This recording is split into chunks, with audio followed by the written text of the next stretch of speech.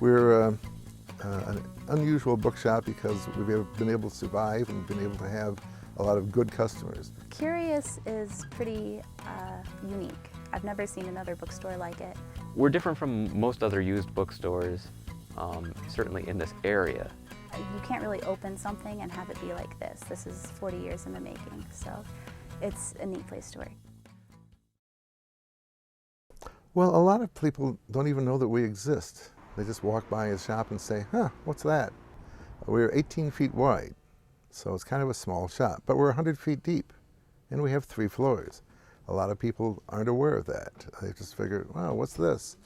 We get a lot of college students in who aren't really sure what the heck a used bookstore is all about. Some of them sometimes think it's a library, or they're astonished to find out the books are both cheap and expensive. Because I mean, we do have a huge range of prices, 50 cents up into thousands of dollars. So I started selling books in 1969 to help pay my way through college.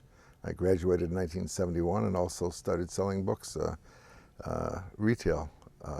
Then I was selling out of the basement of my house before that. We moved to this location at 307 East Grand River in 1973. We have 5,000 science fiction paperbacks here, lots of mysteries. We're starting to sell new books now because Barnes & Noble is no longer in our block.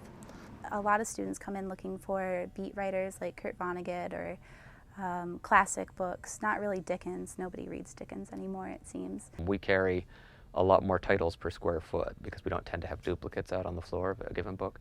And of course, we have probably 75% of the stuff we have is stuff that's out of print. Well, my standard line is, oh, we grow them hydroponically. However, that's not really true. We get books from all over. We buy books from estates, library sales, people contacting us, customers who are downsizing, the heirs of customers who say, gee, Dad passed away and we have 2,000 books here in the condo, help. And that happens more often, frequently, now than ever before. Sometimes we get some really interesting, unusual items. I've had the first edition of The Wizard of Oz. Currently we have the first edition of Dracula, the first British edition of Dracula, which is kind of a scarce item. We have a first edition of Stephen King's It in German, bound in calfskin.